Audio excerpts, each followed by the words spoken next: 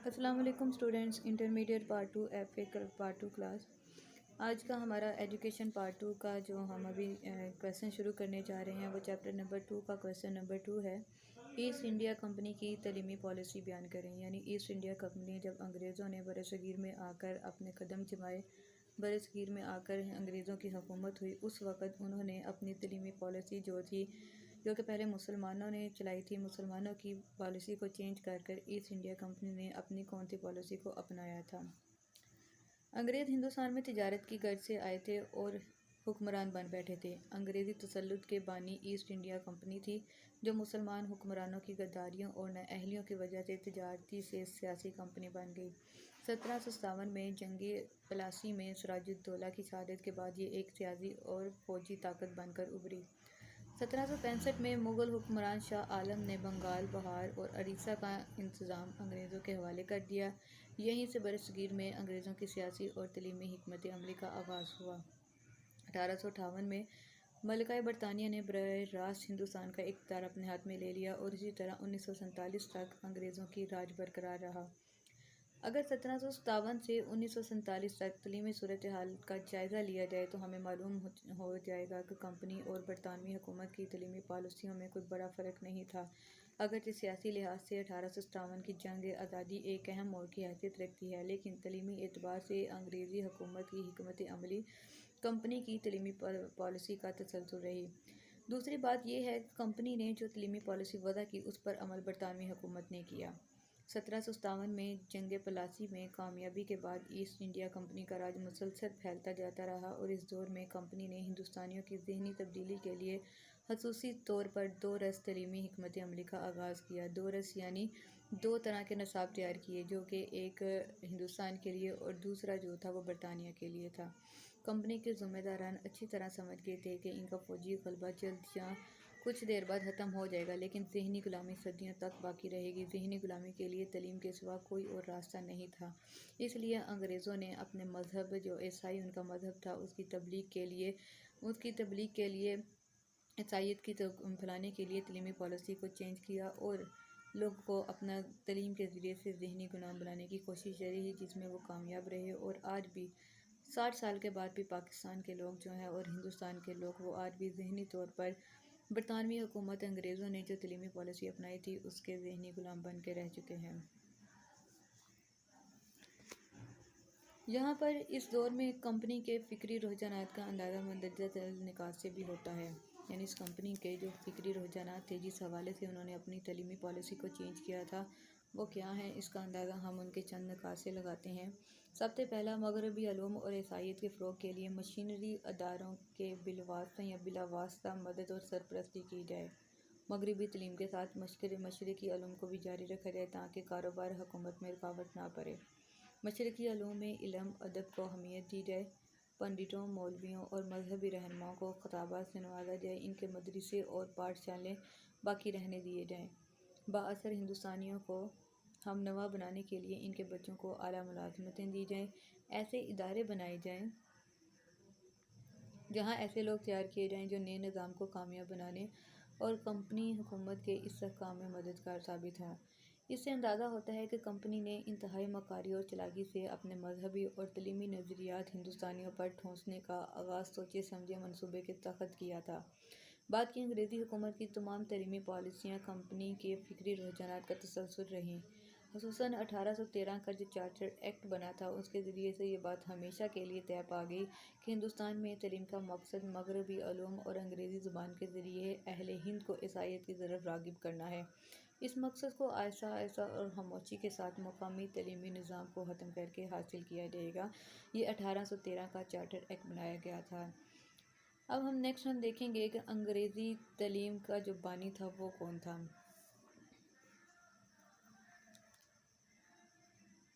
یہاں پر کویسچن ہے، آپ سے کویسچن نمبر 3 چیپٹر نمبر 2 کا پوچھا جا سکتا ہے کہ انگریزی تعلیمی نظام کا بانی کون تھا، اس پر مختصر نوٹ لکھیں۔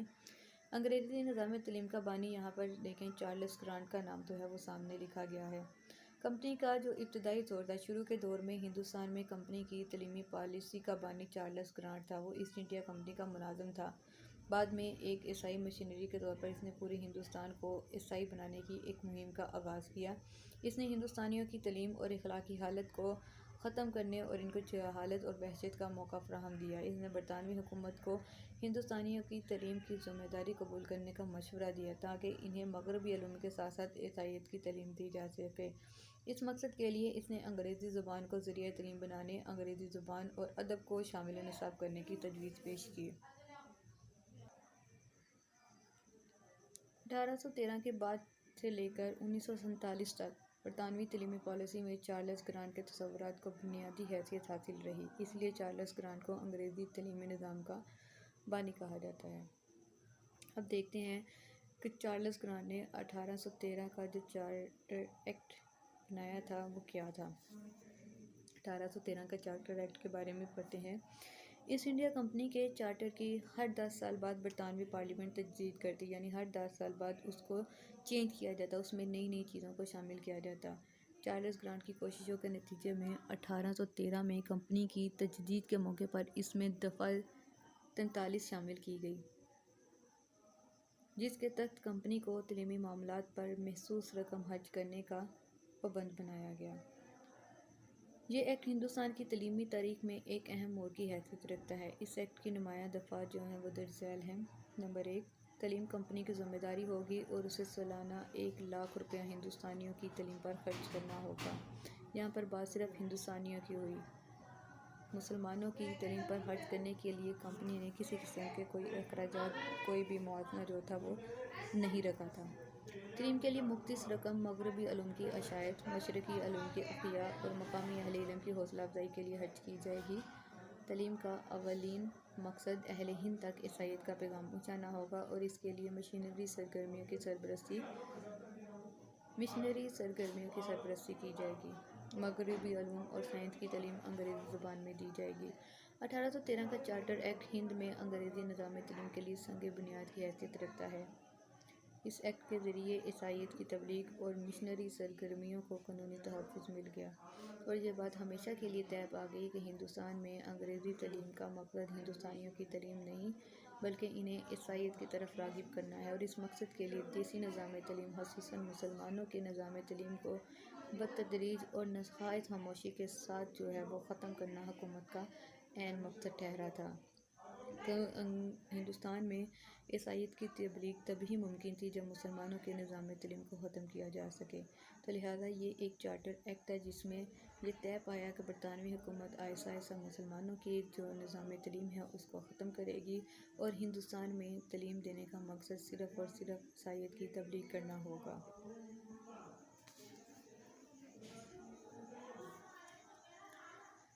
اسٹوڈنٹ نیکسٹ دیکھتے ہیں کہ 1854 اور 1905 کے دور میں تعلیمی پالیسی کیا بنائی گئی تھی، اس کے کون کون سے نکات تھے۔ 1854 اور 1905 تک انگریزوں نے ہندوستان میں تعلیمی پالیسیاں دیں اور ان کا خاکہ جو تھا وہ درج ذیل ہے۔ نمبر 1، انہوں نے ووڈ ڈسپیچ 1854 کی پالیسی پیش کی، ہنٹر کمیشن پیش کیا، انڈین یونیورسٹیز کمیشن اور یونیورسٹی کمیشن کی سفارشات، اور تعلیمی پالیسی پر حکومت کی قرارداد جو کہ 1904 کا ایکٹ تھا۔ سب سے پہلے دیکھتے ہیں ووڈ ڈسپیچ۔ 1854 میں Charles would board of control کا صدر تھا۔ یہ رپورٹ اس کے کہنے پر مرتب کی گئی۔ یہ ایک طویل دستاویز تھی اور اس میں تعلیم، نگرانی، یونیورسٹیوں کے اساتذہ کی تربیت اور اداروں کی گرانٹس اور تعلیم نسواں جیسے موضوعات شامل تھے۔ ووڈ کے مراسلے کی اہم سفارشات درج ذیل تھیں کہ ہندوستان کے ہر صوبے میں محکمہ تعلیم قائم کیا جائے جس کا سربراہ DPI ڈائریکٹر پبلک انسٹرکشنز ہو۔ اس کے تحت انسپکٹر آف اسکولز مقرر کیے جائیں جو تعلیمی نگرانی کے فرائض سر انجام دیں۔ لندن یونیورسٹی کی طرز پر بمبئی، بنگال اور مدارس میں یونیورسٹیاں قائم کی جائیں۔ انگلستان کی طرز پر ہندوستان میں اساتذہ کی تربیت کے لیے ٹریننگ کالجز کھولے جائیں اور زیر تربیت اساتذہ کو وظائف دیے جائیں۔ پرائمری سطح پر ذریعہ تعلیم مقامی زبانوں میں ہوگی، جبکہ اعلیٰ تعلیم کے لیے انگریزی ذریعہ تعلیم ہوگی۔ ابتدائی، ثانوی اور یونیورسٹی سطح کی تعلیم کے دوران مستحق طلباء کو وظائف دیے جائیں۔ یعنی ایسے طلباء جو اب جن کے پاس اتنے اخراجات نہیں ہیں کہ وہ تعلیم جاری رکھیں، ان کو وظیفے دیے جائیں تاکہ وہ اپنی تعلیم کو جاری رکھ سکیں۔ نجی تعلیمی اداروں کو سالانہ گرانٹ دی جائے، تعلیم نسواں یعنی عورتوں کی تعلیم کو اہمیت دی جائے اور خواتین کو تعلیم دینے کے لیے مدرسے کھولے جائیں۔ صرف تعلیم یافتہ افراد کو سرکاری ملازمتیں دی جائیں۔ ووڈ ڈسپیچ کی سفارشات پر عمل درآمد۔ ووڈ ڈسپیچ کی سفارشات پر حکومت نے فوری عمل درآمد کیا۔ ہندوستان کے تمام صوبوں میں تعلیم کے محکمے قائم کر دیے گئے۔ ہر صوبے میں ایک ڈی سی پی آئی کو تعلیم کا سربراہ بنا دیا گیا اور اس کے تحت نگرانی کے کام کے لیے انسپکٹر آف اسکول تعینات کیے گئے۔ مستحق طلباء کو وظائف دیے گئے اور نجی تعلیمی اداروں کو سالانہ گرانٹس ملنا شروع ہو گئیں۔ اس کے علاوہ 1856 میں کلکتہ میں ایک انجینئرنگ کالج اور 1857 میں کلکتہ مدارس اور بمبئی میں یونیورسٹیاں قائم کی گئیں۔ 1860 میں سینٹرل ٹریننگ کالج قائم ہوا۔ 1882 میں لاہور میں پنجاب یونیورسٹی کا سنگِ بنیاد رکھا گیا۔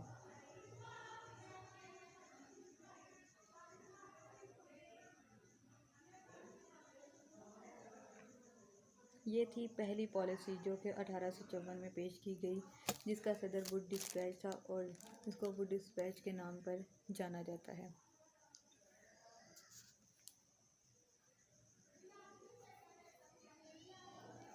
دوسری پالیسی دیکھتے ہیں ہنٹر کمیشن، جو کہ 1882 میں پیش کی گئی۔ لارڈ پن وائسرائے ہند 1880 سے لے کر 1884 نے وائسرائے کی انتظامی کونسل کے رکن سر ولیم ہنٹر کی سربراہی میں پہلا انڈین ایجوکیشن کمیشن تشکیل کیا۔ عام اصطلاح میں یہ ہنٹر کمیشن کہلاتا ہے۔ اس کمیشن کے قیام کے دو مقاصد تھے۔ نمبر 1، ووڈ ڈسپیچ 1854 کی سفارشات پر عمل درآمد کا جائزہ لینا۔ نمبر 2، مشینریوں کے ان انتظامات کا جائزہ لینا کہ تعلیمی نظام ووڈ ڈسپیچ کے مطابق کام نہیں کر رہا۔ ہنٹر کمیشن نے 1882 میں اپنی سفارشات مرتب کیں۔ یہ سفارشات مندرجہ ذیل تھیں۔ نمبر 1، اس نے پرائمری اسکول کے بارے میں کچھ اپنی سفارشات، اپنے تصورات سامنے رکھے۔ ان میں سے یہ تھا کہ پرائمری تعلیم مقامی زبانوں میں دی جائے، یعنی لوگ جس زبان کو سیکھتے ہیں، جس علاقے کے لوگ ہیں، اسی علاقے کی زبان میں انہیں پرائمری تعلیم دی جائے۔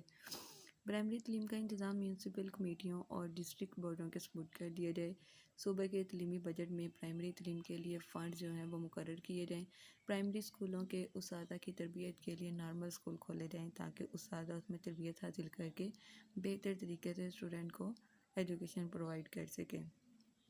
اس کے بعد ہنٹر کمیشن نے ثانوی تعلیم کے متعلق کچھ اپنی سفارشات پیش کی کہ ہر ضلع میں کم از کم ایک ماڈل ہائی اسکول قائم کیا جائے۔ اگر کوئی نجی ہائی اسکول یعنی پرائیویٹ ہائی اسکول قائم کیا جائے تو حکومت سالانہ گرانٹ سے اس کی مدد کرے۔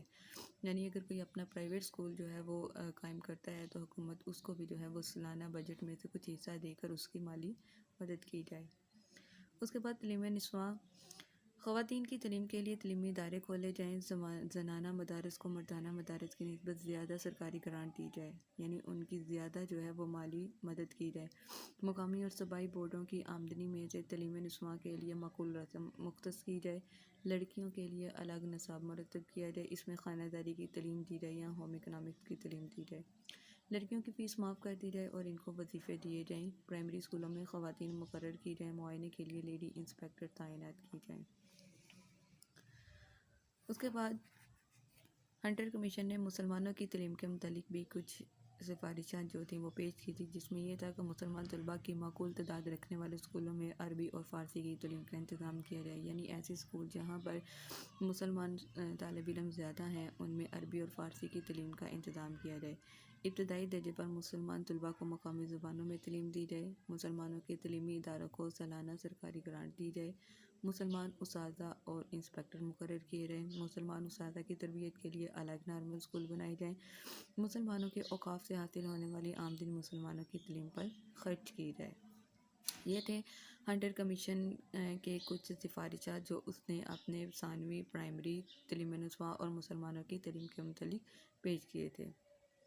اب دیکھتے ہیں کہ تیسرا جو انڈین یونیورسٹیز کمیشن 1902 میں بنا تھا، اس کی کیا سفارشات تھی۔ ہنٹر کمیشن کی سفارشات پر تیزی سے عمل کیا گیا۔ انڈین یونیورسٹی کمیشن 1902 میں قائم کیا گیا۔ ہنٹر کمیشن کی سفارشات پر عمل کے بعد 1882 سے 1902 تک ابتدائی تعلیم اور اعلیٰ تعلیم کے بے شمار ادارے کھولے گئے۔ کئی نئی یونیورسٹیوں کا اجرا کیا گیا، یعنی کئی یونیورسٹیاں کھولی گئیں، حتیٰ کہ 1902 تک ملک میں 5 یونیورسٹیاں جو تھیں وہ کام کر رہی تھیں، جن میں کلکتہ یونیورسٹی یہ 1857 میں قائم کی گئی، بمبئی یونیورسٹی 1857 میں قائم کی، مدارس یونیورسٹی یہ بھی 1857 میں قائم کی گئی، پنجاب یونیورسٹی 1882 میں قائم کی گئی، الہ آباد یونیورسٹی 1887 میں قائم کی گئی۔ اس وقت تک مذکورہ یونیورسٹیاں صرف کالجوں کا الحاق کرتی تھیں، یعنی وہ صرف کالجز کو افیلیشن دیتی تھیں۔ ان میں سے صرف پنجاب یونیورسٹی اور الہ آباد یونیورسٹی کو تدریسی کام کرنے کی اجازت تھی۔ تدریسی کام یعنی وہ خود سے جو تھا اپنی کتابیں لکھنے مرتب اور اپنا نصاب جو تھے وہ لکھ سکتے تھے۔ اس صورتحال میں ہندوستان کے وائسرائے لارڈ کرزن نے یونیورسٹی تعلیم میں اصلاحات کرنے کے لیے 1902 میں ایک یونیورسٹی کمیشن تشکیل دیا، جس کا مقصد یونیورسٹیوں کے حالات کا جائزہ لے کر ان کی کارکردگی کو بہتر بنانے اور معیار تعلیم کو بہتر بنانے کے لیے سفارشات مرتب کرنا تھا۔ اب یونیورسٹی کمیشن کی سفارشات دیکھتے ہیں کہ یونیورسٹی کمیشن نے کون کون سی سفارشات جو تھی وہ بیان کی۔ سب سے پہلے یونیورسٹی کمیشن نے یہ سفارش پیش کی کہ قدیم یونیورسٹیوں کے اختیارات میں اضافہ کیا جائے تاکہ یہ ادارے درس اور تدریس کے فرائض بھی سر انجام دے سکیں۔ اس کے علاوہ ہر یونیورسٹی کا جو دائرۂ عمل ہے اس کا تعین کیا جائے اور کلکتہ یونیورسٹی کی فہرست سے سی پی اور یو پی کے ملحقہ کالج خارج کیے جائیں۔ سینڈیکٹ کے شعبہ جات کی تنظیم نو کی جائے۔ الحاق کے اصول اس طرح مرتب کیے جائیں کہ کسی بھی ادارے کا مکمل جانچ پڑتال کے بغیر کسی یونیورسٹی سے الحاق نہ ہو سکے اور کسی بھی ملحقہ ادارے کا معیار مطلوبہ معیار سے کم نہ ہو۔ ہر کالج کا انتظام چلانے کے لیے ایک گورننگ باڈی تشکیل دی جائے۔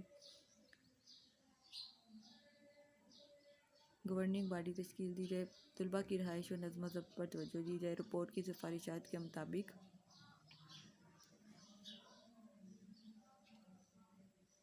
نصاب اور امتحانی نظام میں تبدیلیاں کی جائیں۔ اب دیکھتے ہیں کہ تعلیمی پالیسی پر حکومت کی قرارداد کیا تھی۔ لارڈ کرزن کی حکومت نے تعلیمی پالیسی کے بارے میں ایک قرارداد منظور کی۔ اس کے اہم نکات درج ذیل ہیں۔ نمبر 1، پرائمری تعلیم۔ ریاست کا فرض ہے کہ وہ پرائمری تعلیم کا دائرہ وسیع کر دے۔ اس کے بعد ثانوی تعلیم۔ حکومت کا فرض ہے کہ وہ تمام نجی اور سرکاری ثانوی مدارس پر نظر رکھے اور اس بات کو یقینی بنائے کہ لوگوں کو معیاری تعلیم دی جا رہی ہے۔ مذہبی تعلیم۔ سرکاری اداروں میں دی جانے والی تعلیم کی نوعیت لادینی ہونی چاہیے، سیکولر ہونی چاہیے، یعنی کسی بھی ادارے کو ایک مذہب پر تعلیم نہ دی جائے۔ یونیورسٹیز کمیشن کی سفارشات پر عمل درآمد کا جائزہ۔ آپ دیکھتے ہیں کہ حکومت نے یونیورسٹیز کمیشن کی سفارشات پر فوری عمل کرنا شروع کیا۔ یونیورسٹیز میں تدریس اور تحقیق کے کاموں کے لیے پروفیسرز اور لیکچرر بھرتی کیے گئے۔ یونیورسٹی سینٹ کے اراکین کی تعداد 50 سے 100 تک مقرر کی گئی۔ سینٹ کے منتخب اراکین کی تعداد مدارس یونیورسٹی، بمبئی یونیورسٹی اور کلکتہ یونیورسٹی کے 20 مگر پنجاب یونیورسٹی اور الہ آباد کے لیے 15 مقرر کی گئیں۔ اس کے علاوہ گورنر جنرل کی یونیورسٹیوں کی حدود مقرر کرنے کا اختیار دے دیا گیا۔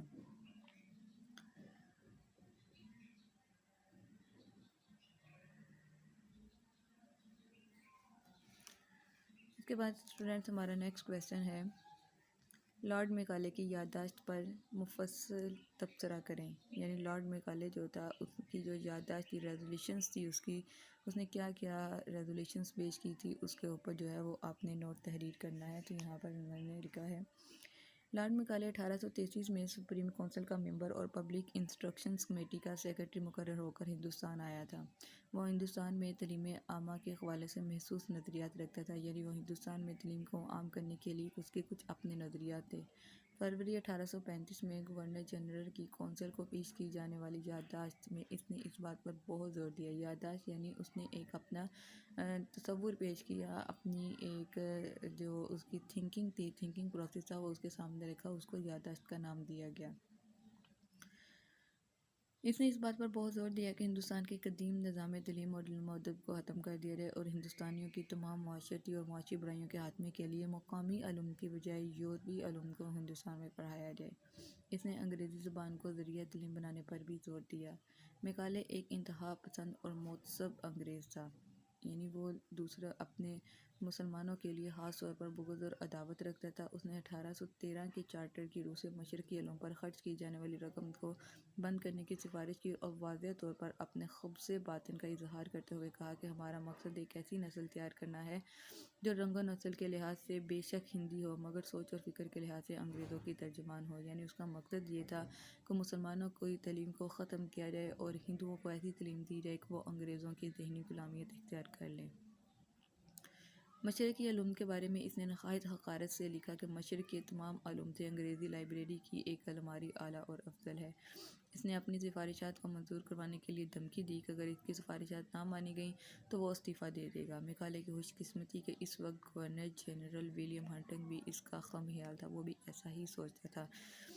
چنانچہ مارچ 1835 میں میکالے کی سفارشات ہنٹنگ ریزولوشن کی شکل میں منظور کر کے نافذ کر دی گئیں۔ اس ریزولوشن کے کچھ اہم نکات تھے، جن میں پہلا یہ تھا کہ سرکاری تعلیم کا مقصد ہندوستان میں مغربی علوم اور سائنس کا فروغ ہے۔ یعنی سرکاری تعلیم جو انگریزی زبان میں دی جائے گی اس کا مقصد یہ ہوگا کہ جو مغربی علوم میں سائنس ہے ان کو زیادہ ترجیح دی جائے گی۔ آئندہ سے ملک کی سرکاری زبان فارسی کی بجائے انگریزی ہوگی۔ آئندہ ذریعہ تعلیم انگریزی ہوگا۔ عربی، فارسی اور ہندوستانی زبانیں کالعدم قرار پائیں، یعنی ان کی زبانوں میں نصاب جو ہے وہ مقرر نہیں کیا جائے گا۔ مشرقی علوم پر آئندہ کوئی رقم خرچ نہیں کی جائے گی۔ اس کے بعد نیکسٹ آپ سے کویسچن ہے یہاں پر کہ لارڈ میکالے کی یادداشت، یعنی اس نے جو اپنی ریزولوشنز اور ہنٹنگ ریزولوشن کے نفاذ سے خصوصاً مسلمانوں کے مستقبل پر کیا منفی اثرات پڑے۔ یعنی ریزولوشن میں جو یہ پیش کیا گیا تھا کہ مسلمانوں کے جو تعلیمی اخراجات ہیں وہ بند کر دیے جائیں، ان کی جو زبانیں ہیں فارسی، عربی، ہندوستانی، ان کے جو ہے وہ کالعدم قرار دیا جائے، ان کو ختم کر دیا جائے۔ اس سے مسلمانوں کے مستقبل، مسلمانوں کے فیوچر پر کیا اثر ہوا تھا۔ میکالے کی یادداشت کا جب کہ نفاذ تعلیم کا مقصد لوگوں کو ذہنی غلام بنانا تھا اور انہیں سرکاری ملازمتوں کے لیے تیار کرنا تھا، خاص طور پر نچلے سطح کی ملازمتوں کے لیے۔ میکالے کی یہ یادداشت آئندہ کی برطانوی اور انگریزی تعلیمی پالیسی کا رہنما اصول بن گئی، جس کی وجہ سے ہندوستان کا قدیم تعلیمی نظام اپنی قومی اساس سے ہمیشہ کے لیے محروم ہو گیا۔ 1841 میں تعلیم عامہ کمیٹی ختم ہوگی، یعنی تعلیم کو عام کرنے کے لیے جو کمیٹی بنائی گئی تھی وہ ختم ہوگی، اور 1842 میں کونسل آف ایجوکیشن قائم ہوئی۔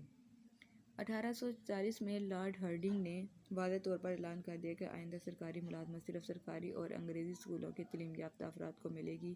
اس طرح سرکاری ملازمت کا حصول تعلیم کا مقصد قرار پایا، یعنی تعلیم کا جو مقصد کردار کی تشکیل وغیرہ تھا وہ ختم کر کے اب صرف ملازمت کو حاصل کرنا جو تھا وہ تعلیم کا مقصد بنا دیا گیا۔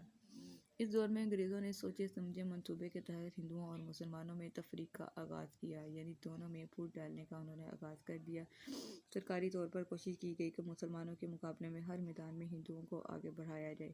مسلمانوں کے بچے کچے تعلیمی نظام کو تباہ کرنے کے لیے ملازمتوں کے لیے اخبارات میں دیے جانے والے اشتہارات میں واضح طور پر لکھ دیا جاتا ہے کہ مسلمان زحمت نہ کریں، یہ صرف ہندوؤں کے لیے مخصوص ہے۔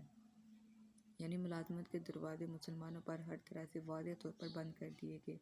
سیاسی لحاظ سے یہ مسلمانوں کے لیے مصائب اور علامت کا دور تھا۔ مسلمان حقیقتاً اپنی بقا کی جنگ لڑ رہے تھے۔ تعلیمی میدان میں مسلمان مایوسی کا شکار ہو چکے تھے۔ ان کا نظام تعلیم ختم کر دیا گیا تھا۔ ان کے تمام مدارس غیر تسلیم شدہ قرار دے دیے گئے تھے۔ عام اور مفت عوامی تعلیم کا تصور ختم کر دیا گیا تھا۔ تعلیم کو بھی قابل خرید و فروخت چیز بنا دیا گیا تھا۔ اب صرف دولتمند لوگ ہی تعلیم حاصل کر سکتے تھے۔ اب 1813 سے 1854 تک کے جو اہم تعلیمی واقعات ہوئے ان کا خلاصہ کچھ اس طرح سے ہے کہ سب سے پہلے 1815 میں بمبئی ایجوکیشنل سوسائٹی قائم کی گئی۔ 1816 میں کلکتہ اور دیہالیہ کے نام سے ایک تعلیمی ادارہ قائم ہوا جسے 1819 میں کالج کا درجہ دیا گیا۔ یہ ہندوستان کا پہلا سرکاری کالج تھا۔ یہاں ذریعہ تعلیم انگریزی زبان مقرر کی گئی۔ اس کے بعد 1823 میں تعلیم عامہ کمیٹی قائم ہوئی۔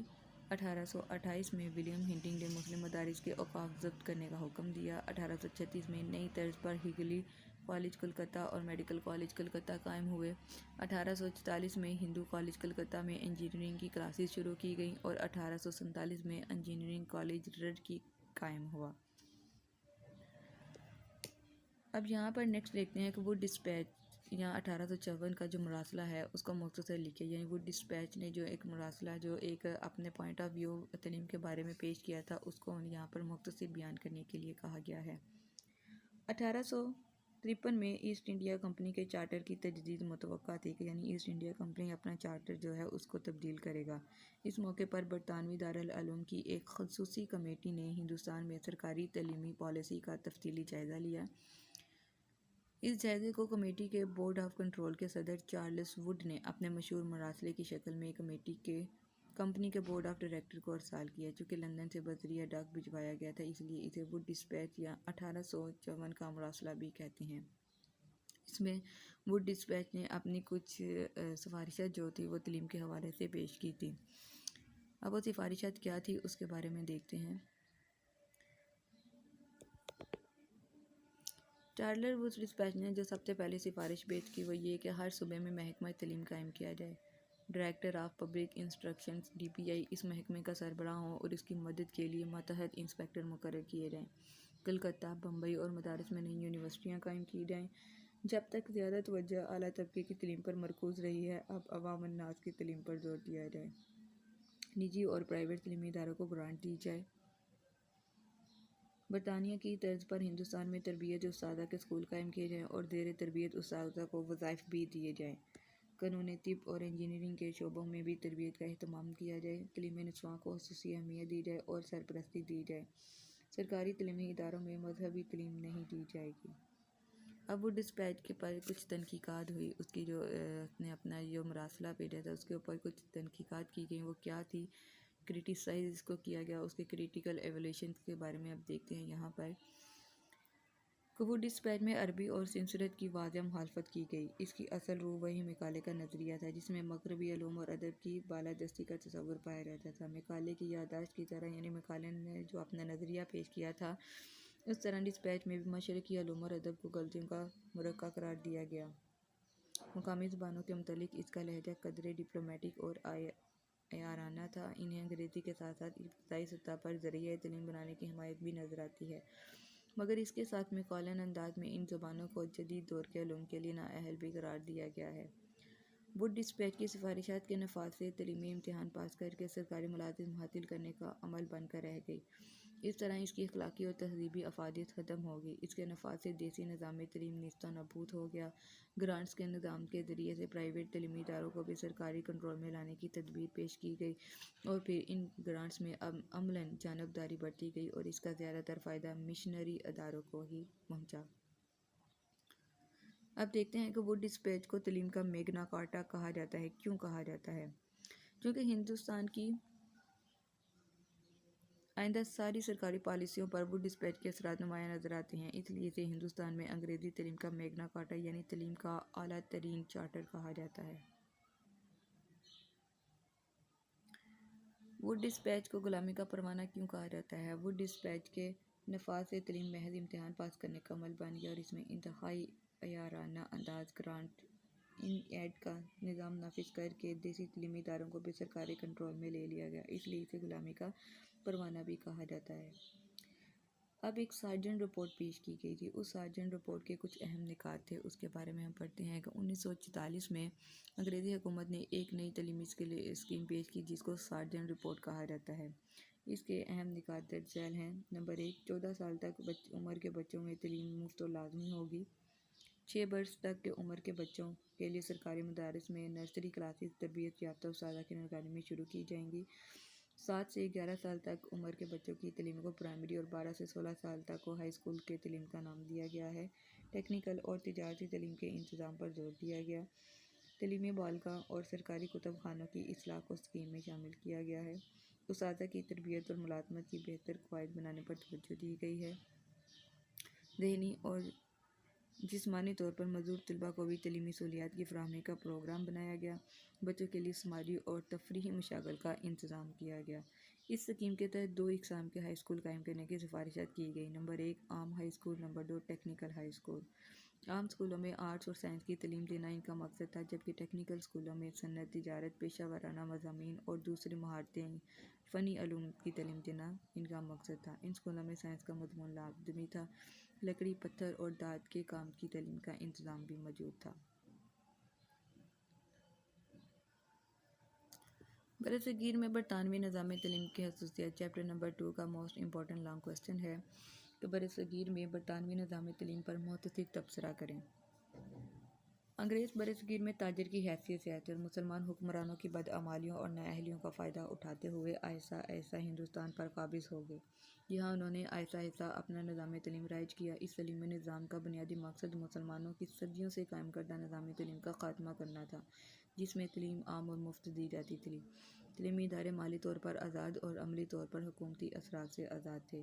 برطانوی نظام میں تعلیم اپنی اساس اور طریقے کے لحاظ سے مقامی نظام تعلیم خصوصاً مسلمانوں کے تعلیمی ورثے کے خلاف تھا۔ انگریزوں نے سوچے سمجھے منصوبے کے تحت عیسائیت کی تبلیغ کی حوصلہ افزائی کی، مشنری تعلیمی اداروں کو مضبوط کیا اور ایک کے بعد ایک ایسے اقدامات کیے کہ جامع پاکستان تک پہنچتے پہنچتے مسلمان اپنے اصلی ٹارگٹ سے کٹ کر رہ گئے۔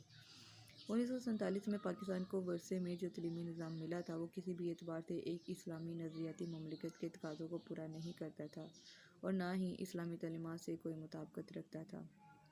آج بھی اگر ہم دیکھ لیں تو ہمارا جو تعلیمی نظام ہے یہ برطانوی نظام تعلیم کے تحت ہے، جو کہ ایک اسلامی جمہوریہ پاکستان کی جو نظریاتی ہوتی ہے، اسلام کے نظریاتی مملکت کو پورا کرنے میں ناکام ہے۔ اب دیکھتے ہیں کہ برصغیر میں رائج کردہ برطانوی نظام تعلیم کے مقصد کیا تھے۔ انگریزی تعلیم کے مقاصد تھے۔ اب انگریزی تعلیم کے مقاصد کیا تھے؟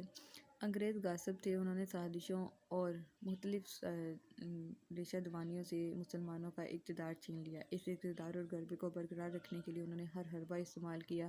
انگریزی تعلیم کے گہرے اور تنقیدی مطالعے سے ان کے مندرجہ ذیل 3 مقاصد جو ہیں وہ سامنے آتے ہیں، جن کے حصول کے لیے انگریزوں نے مختلف تعلیمی پالیسیاں بنائی تھیں۔ نمبر 1، ذہنی غلامی میں پختہ کرنا۔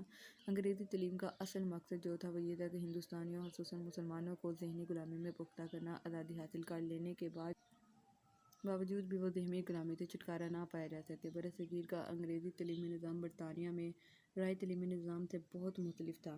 برطانیہ میں رائے تعلیمی نظام سے ان کا مقصد آزاد قوم کی تشکیل تھا، جبکہ اس کے برعکس برصغیر میں ان کا مقصد محکوم قوم اور ذہنی غلاموں کو فوج تیار کرنا تھا۔ وفادار سرکاری ملازمین کی فراہمی۔ انگریزوں کو حکومتی اور سرکاری کام چلانے کے لیے نچلے درجے کے کلرک اور دفتری اہلکاروں کی ضرورت تھی، جبکہ اعلیٰ افسران برطانیہ سے آتے تھے، لہٰذا ان کے تعلیمی نظام کا دوسرا بڑا مقصد وفادار اور ذہنی طور پر محکوم سرکاری ملازمین اور نچلے درجے کے دفتری اہلکاروں کی فراہمی تھی، جو مقامی لوگوں اور انگریزوں میں رابطے کا ذریعہ بھی بن سکیں۔ عیسائیت کی تقلید۔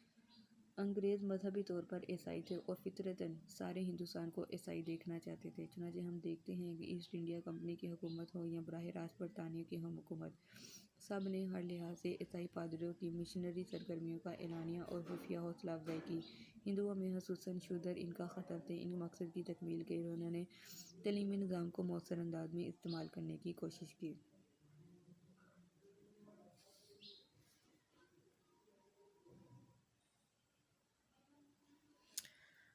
نیکسٹ کویسچن ہے کہ برصغیر میں برطانوی نظام تعلیم کی طرف سے تجویز کردہ نصاب تعلیم پر روشنی ڈالیں۔ انگریزوں کے رائج کردہ نصاب تعلیم پر یہاں مختصر تبصرہ لکھیں کہ انگریزوں نے جو نصاب مقرر کیا تھا وہ کس طرح کا تھا، اس میں کس چیز کی تعلیم دی جاتی تھی۔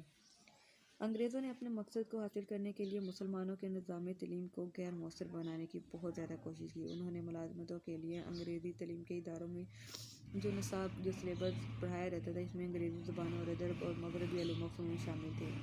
ان میں زیادہ تر مشنری ادارے تھے جو عام طور پر گرجا کے ساتھ واقع ہوتے تھے۔ ان میں سلیب نمایاں مقام پر نصب ہوتی تھی۔ اساتذہ پادری ہوتے تھے جو مخصوص لباس پہنتے تھے۔ غیر تعلیمی اداروں کا پورا ماحول مسیحی ہوتا تھا۔ یہاں عیسائیت کی تعلیم لازمی تھی۔ تعلیم میں بظاہر حکومت سیکولر پالیسی پر عمل پیرا تھی، مگر اس سے مراد یہ تھی کہ عیسائیت کے سوا کسی دوسرے مذہب کا نظام تعلیم میں کوئی دخل نہ ہو۔ انگریزی دور میں مندرجہ ذیل مضامین تعلیم میں اہمیت کے حامل تھے۔ نمبر 1، انگریزی، تاریخ، معاشیات، سیاسیات، سائنس۔ برطانوی نظام تعلیم میں انگریزی زبان اور ادب کی تدریس کو سب سے زیادہ اہمیت حاصل تھی۔ انگریزی کو تیسری جماعت سے BA تک لازمی زبان کی حیثیت کے طور پر شامل کیا گیا۔ ٹائم ٹیبل میں سب سے زیادہ وقت انگریزی کے مضامین کے لیے مقرر کیا گیا۔ اساتذہ میں انگریزی کے اساتذہ کو سب سے زیادہ عزت اور وقار حاصل تھی۔ عملی زندگی میں انگریزی جاننے والوں کو سرکاری ملازمتوں کے لیے اہل تصور کیا جاتا تھا۔ مختصر یہ کہ بچپن سے لے کر بلوغت تک طلباء کے ذہنوں پر انگریزی کو مسلط کر دیا گیا۔ تاریخ انگریزوں نے برصغیر پاک و ہند کی تاریخ کو جان بوجھ کر مسخ کیا۔ مقبول ترین مسلمان حکمرانوں کے بارے میں جھوٹی کہانیاں نصاب میں شامل کر دی گئی تاکہ مسلمان بچوں کے ذہنوں میں اپنے اسلاف سے محبت اور وابستگی وہ کم ہو سکے۔ ہندو مسلم منافرت پیدا کرنے کی بھی کوشش کی، یعنی ان میں ایک دوسرے کے جو ہیروز تھے ان کے بارے میں غلط سٹوریاں بیان کر کے ان کو ایک دوسرے میں ان میں نفرت پیدا کر دی گئی۔ یورپ، خاص طور پر برطانیہ کی تاریخ کو بڑھا چڑھا کر پڑھایا جاتا تاکہ طلباء احساسی کمتری کا شکار ہو کر انگریزوں کو حکمران تسلیم کر لیں۔ اہل مغرب کو مہذب اور اہل مشرق کو جہالت اور وحشت کا مرکب بنا کر پیش کیا جاتا تھا۔ معاشیات ایک بامقصد اور مفید مضمون ہے۔ انگریزوں نے اسے اس طرح شامل نصاب کیا کہ انسان محض ایک معاشی حیوان بن کر رہ گیا اور اس کی زندگی کا مقصد محض پیسہ کمانا رہ گیا۔ مغربی معاشی تصورات کے مطابق انسان بے خود غرض ہے، اسے دولت کمانے کے لیے حلال حرام کے چکر میں پڑنے کی ضرورت نہیں۔ سود خوری، ذخیرہ اندوزی، چور بازاری سب پیسے کمانے کے ذرائع ہیں، ان میں کوئی اخلاقی قباحت نہیں ہے۔ معاشیت کے نصاب کے یہ تصورات اسلامی تصور معیشت کے بالکل برعکس تھے۔ سیاست کا مضمون بھی اسلامی تصور کے خلاف تھا۔ جمہوریت کے مغربی تصور کے مطابق عوام کی حاکمیت ہی مقصود اور مطلوب ہے، جبکہ اسلامی تصور سیاست میں اللہ کی حاکمیت اور انسان کی خلافت مرکزی اہمیت رکھتی ہے۔ سیاست کے ذریعے طلباء کو اسلامی نظام سیاست سے بالکل بے خبر بنا دیا گیا اور ان کے ذہنوں میں مغربی اور لادینی جمہوریت کے اصول رسخ کر دیے گئے۔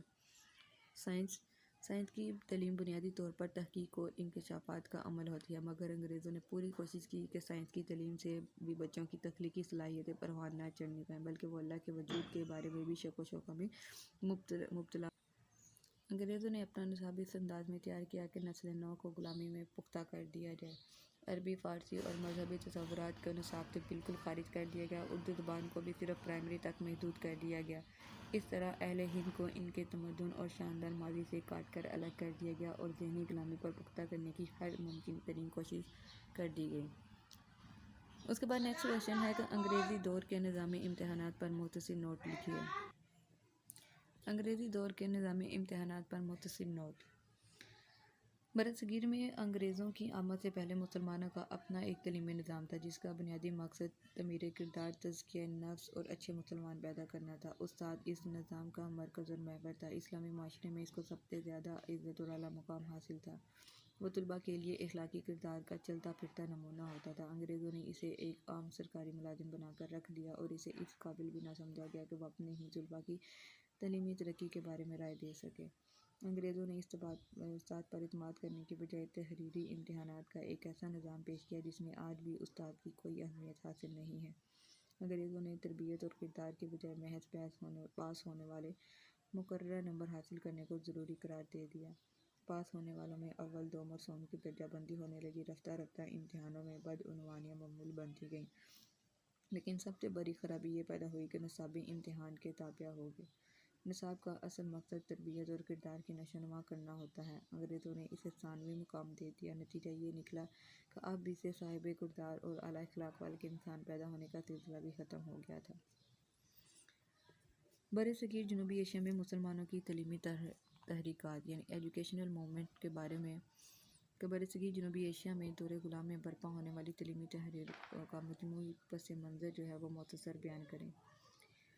1757 کی جنگ پلاسی میں سراج الدولہ کی شہادت اور 1947 میں قیام پاکستان تک مسلمانوں کی مسلسل جدوجہد سے بے شمار لازوال قربانیوں کی داستان ہے۔ دور غلامی میں وطن کی آزادی کے لیے ان گنت سیاسی، مذہبی، معاشرتی اور تعلیمی تحریکوں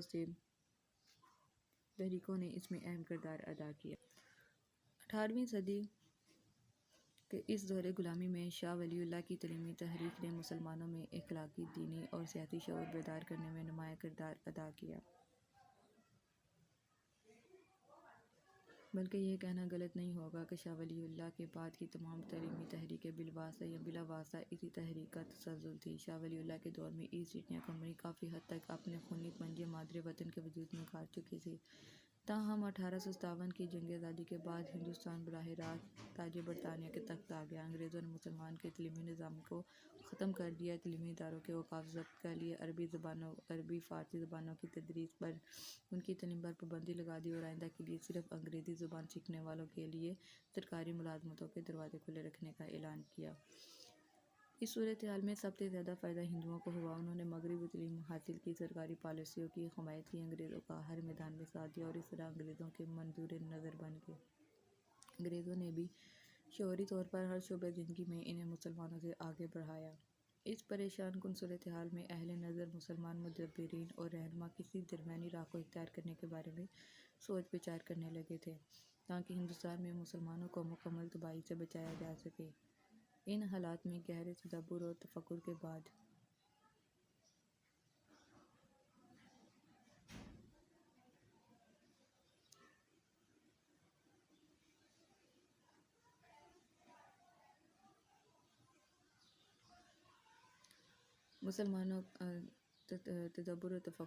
تعلیمی میدان میں مسلمانوں کو آگے لانے کی منصوبہ بندی کی گئی۔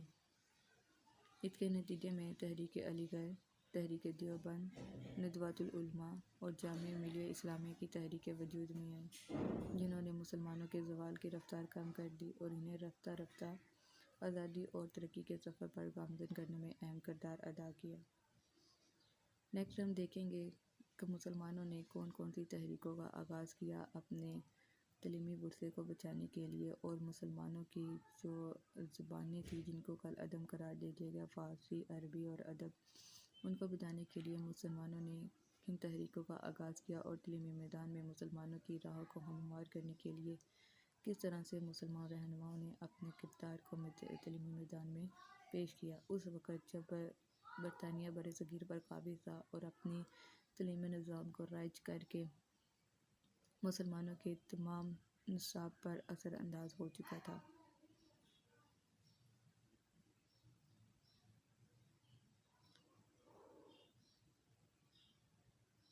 ابھی تک چیپٹر نمبر 2 میں ہم نے یہ پڑھا کہ برصغیر میں برطانیہ نے آنے کے بعد اپنی کس طرح تعلیمی پالیسیاں لاگو کی اور ان پالیسیز کے مقاصد کیا تھے۔